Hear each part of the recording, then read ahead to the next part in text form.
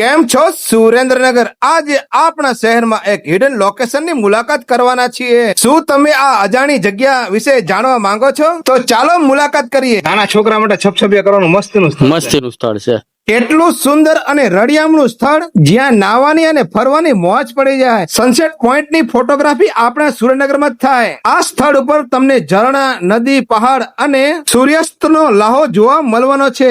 તો હું લઈને આવ્યો છું તમારા માટે પિકનિક નું એક નવું સ્થળ. પ્રી વેડિંગ માટે તો બેસ્ટ લોકેશન જોવા મળવાનું છે. અહીંયા આગળ આ રળિયામણું સ્થળ આપણા સુરેન્દ્રનગરમાં જોવા મળી જવાનું છે. ફરવા માટે અને ફોટોગ્રાફી માટે તો બેસ્ટ જગ્યા. તો ચાલો પહોંચી જાઓ સુરેન્દ્રનગર ધોરી ડેમ પાસે.